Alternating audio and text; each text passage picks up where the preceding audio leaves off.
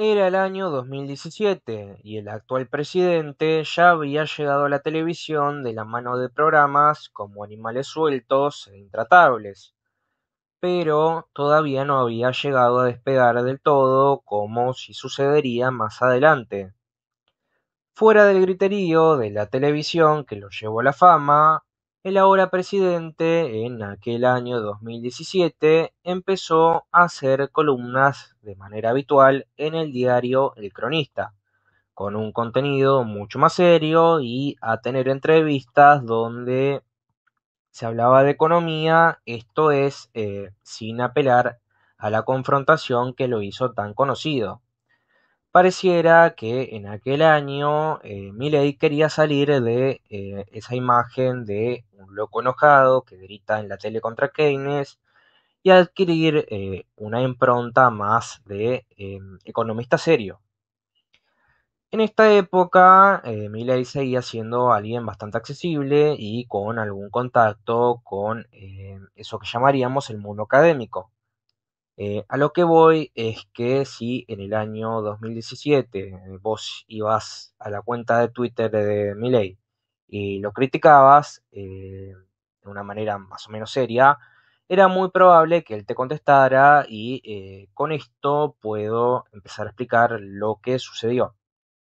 En ese año eran las elecciones legislativas y la izquierda en Argentina inició una campaña por la jornada de 6 horas de trabajo, 5 días a la semana, con Nicolás del Caño como figura principal, propuesta a la que Milei contestó en el diario El Cronista bajo el título de Las ideas de Del Caño nos mandarán al caño, donde él intenta desacreditar este planteo, lo considera inviable y se lo toma bastante en serio este planteo, ¿no?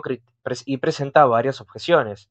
Después en el hilo de Twitter, un poco que boludea, ¿no? Pero en la nota original contesta, o sea, se lo toma bastante en serio a esto.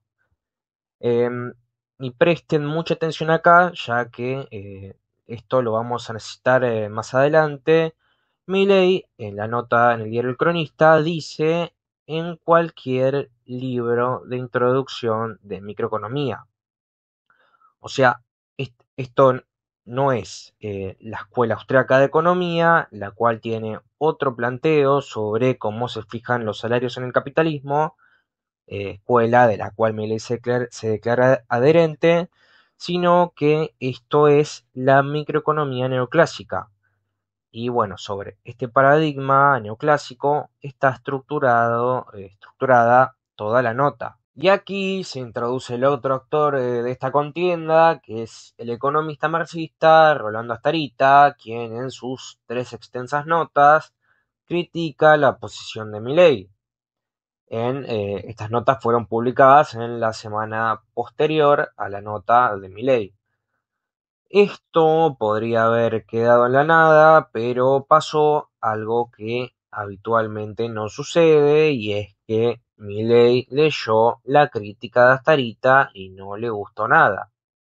Como queda claro en sus tweets, en los tweets de Milei acá en pantalla, que si todavía los buscan, aparecen.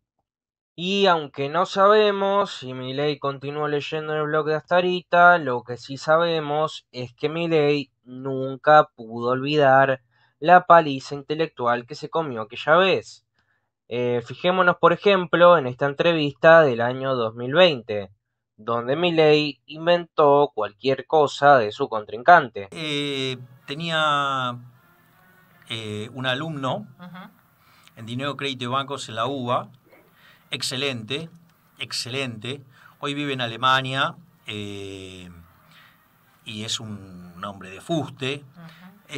Fue ayudante mío, dio clases conmigo, escribió conmigo. No solo eso, sino que además trabajó conmigo. O sea, un excelente profesional, sí. Además mejor ser humano.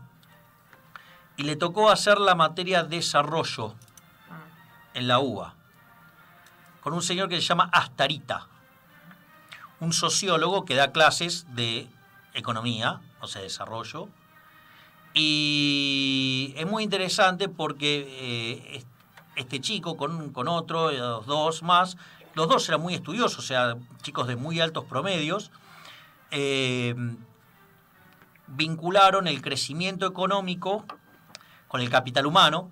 Vio que, digamos, la evidencia empírica, digo, o el debate está cerrado ahí, como que el rol del capital humano. Perdón, Ramiro, que te estamos teniendo Ya, no hay problema. escuchando este tipo de cosas. Sí. Pero vos sabés que es lo interesante, cuando el señor Astarita vio el nombre de Gary Becker, los bochó en el acto. En el acto. Con lo cual tuvieron que rehacer el trabajo, darle toda una impronta marxista y ahí aprobaron. Hace años yo había criticado a Milei cuando era un panelista, no sé. Bueno, y Milei tenía un programa de radio. Y esto me lo mandó gente que lo escuchó, donde un día dijo, me nombró con nombre y apellido, Rolando Asterita, docente en la Facultad de Ciencias Económicas, no aprueba ningún trabajo a los alumnos que no hablen bien de Marx. Es decir, si un alumno no habla bien de Marx, Rolando Astarita le desaprueba los trabajos.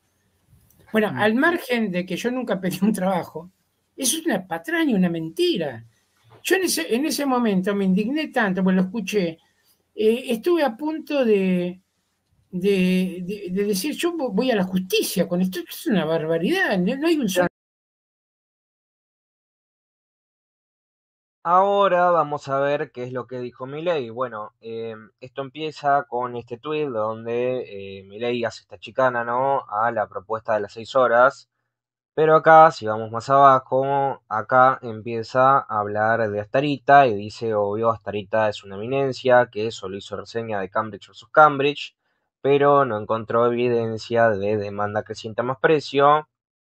Y bueno, si vamos más acá abajo, Milei dice que Astarita estaría creando un muñeco de paja, adjudicándole una posición que no es la suya, que su posición es la de Hayek y que la crítica de Cambridge vs. Cambridge que Astarita presenta no tiene en cuenta la noción de capital de la escuela austriaca.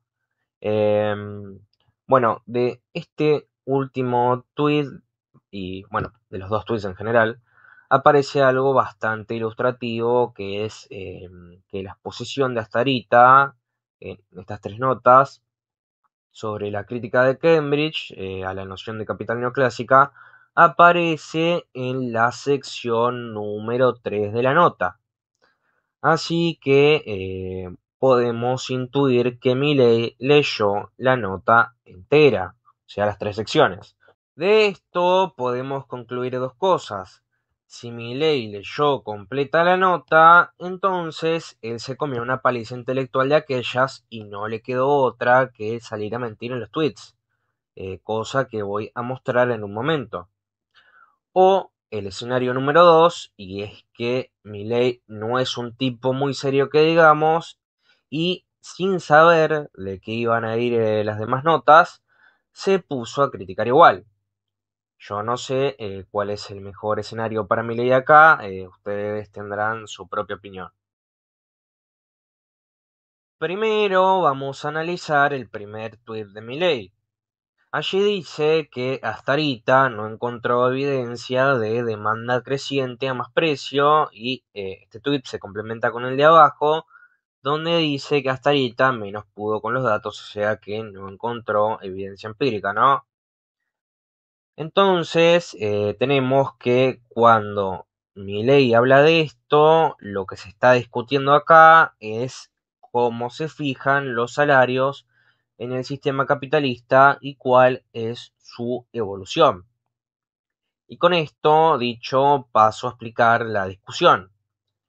Como ven acá en pantalla, este es el funcionamiento del mercado de trabajo según cualquier libro de microeconomía.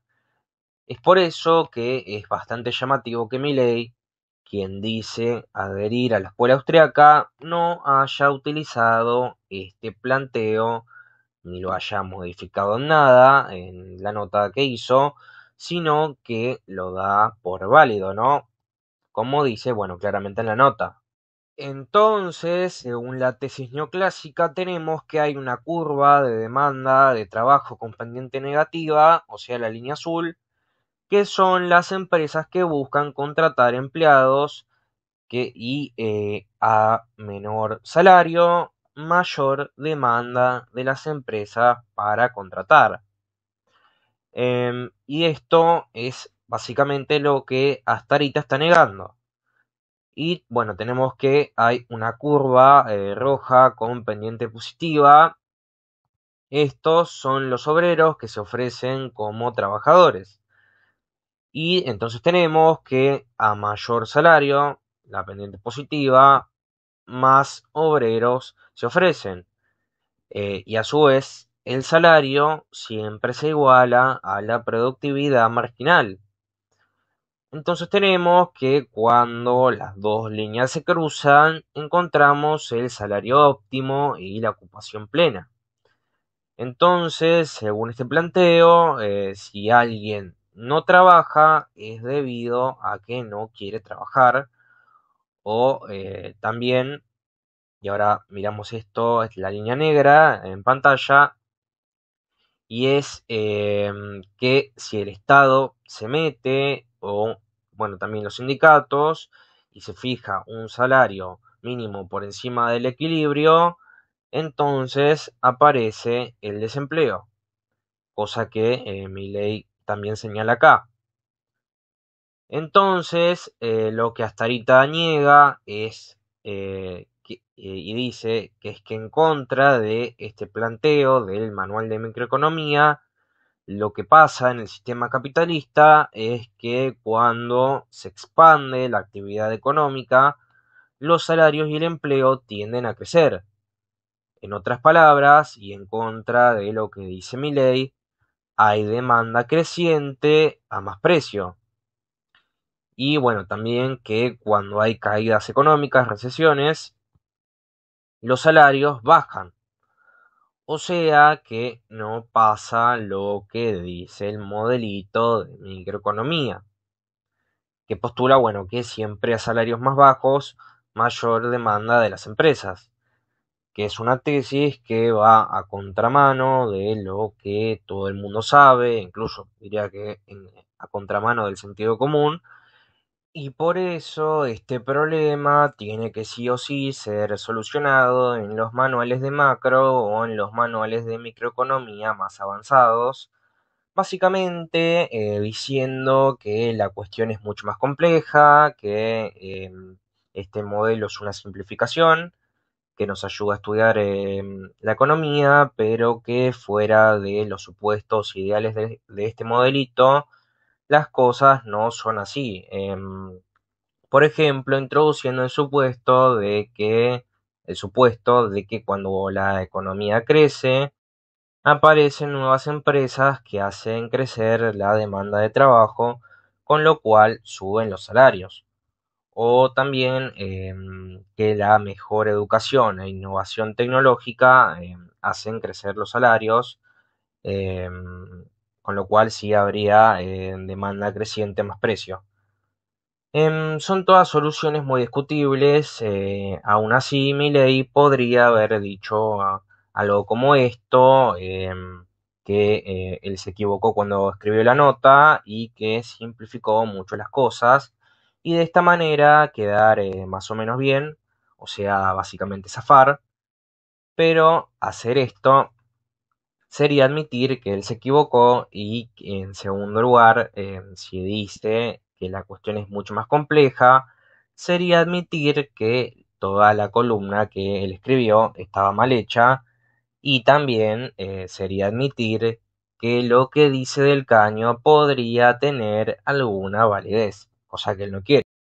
Y acá aparece algo muy curioso y es que si cayese la actividad económica, los salarios no deberían bajar según esta teoría, ¿no? E incluso tal vez deberían subir. Y este gráfico que estamos viendo tiene otro presupuesto clave que mencioné al pasar, y es que el salario se iguala a la productividad.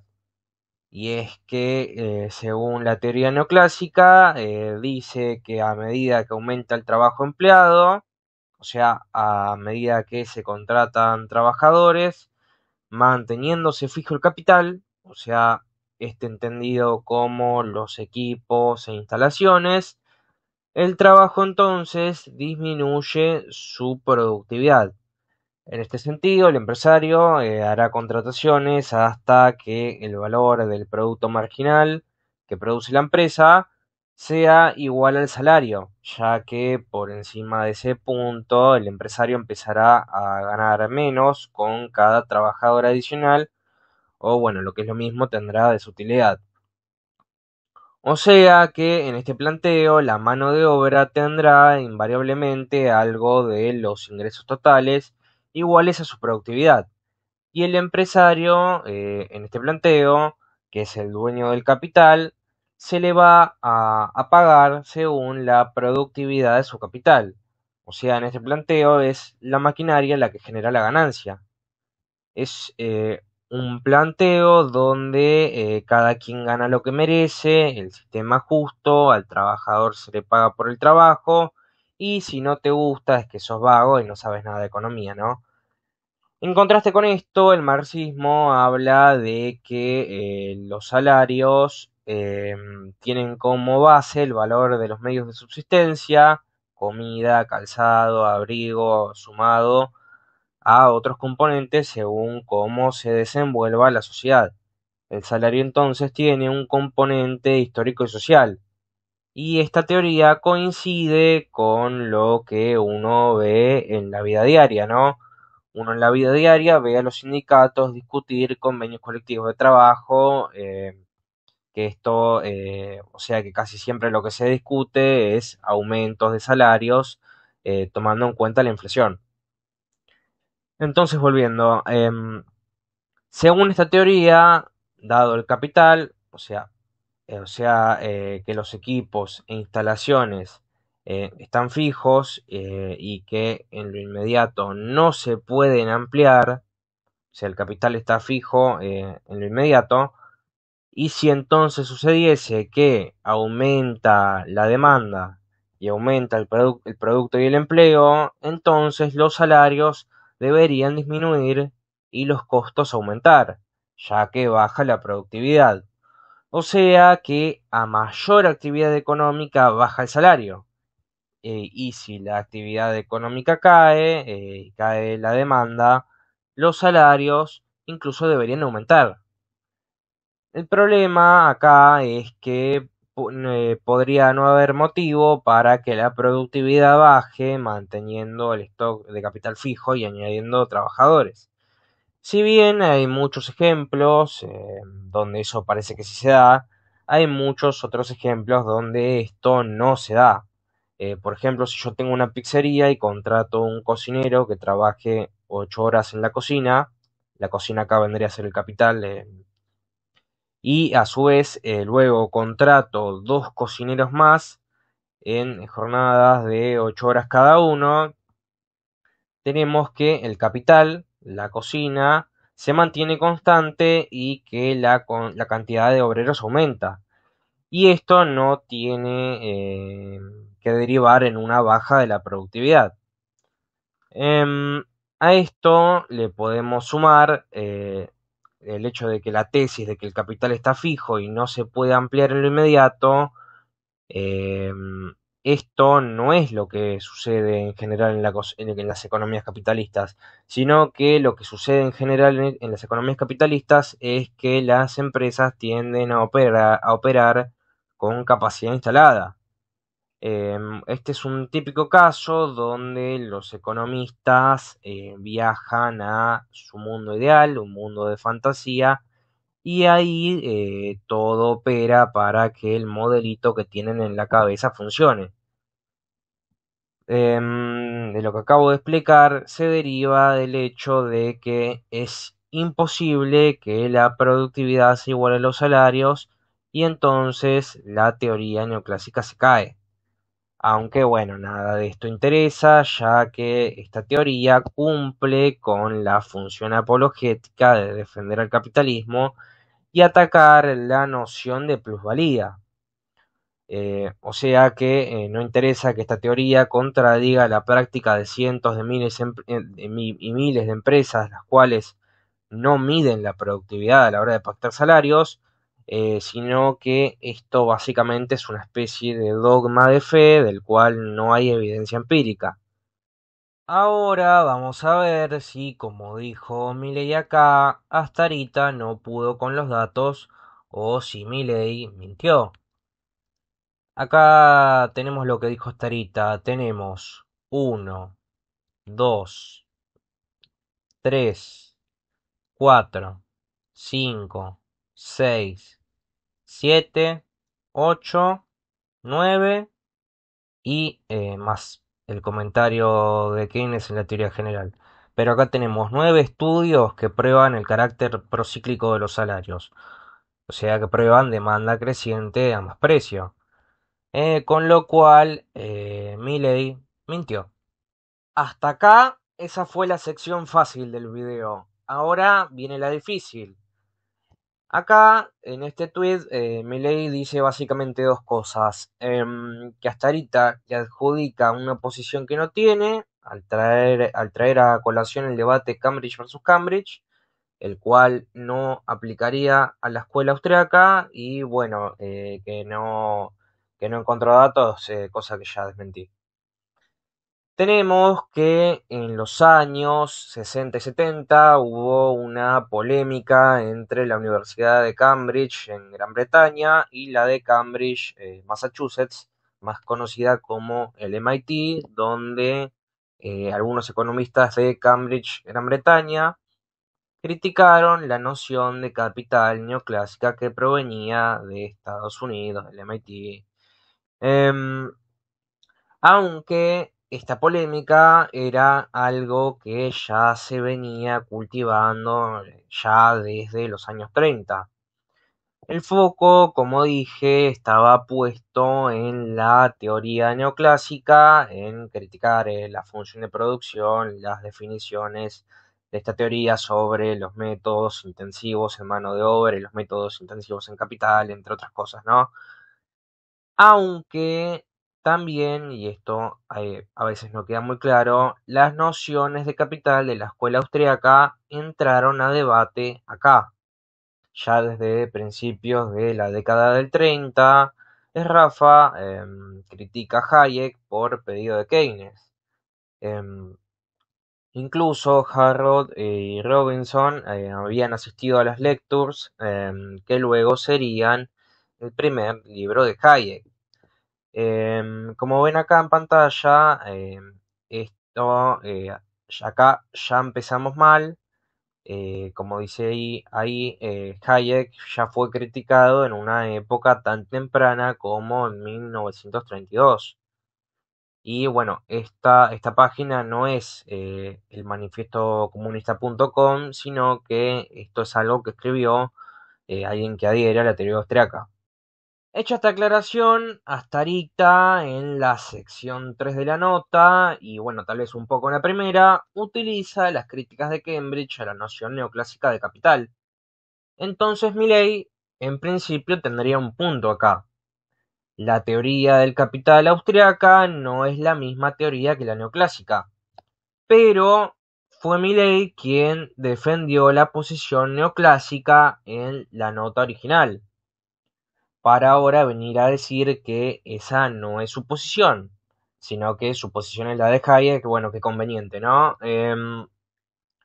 Siguiendo con esto, hasta ahorita, en la nota 3, sigue las críticas de Cambridge, señala que el solo hecho de medir el capital en dinero es algo equivocado, ya que los bienes de capital son heterogéneos y que los precios de los bienes de capital dependen de la tasa de interés, con lo cual hay una contradicción lógica a la hora de crear la función de producción Cobb-Douglas.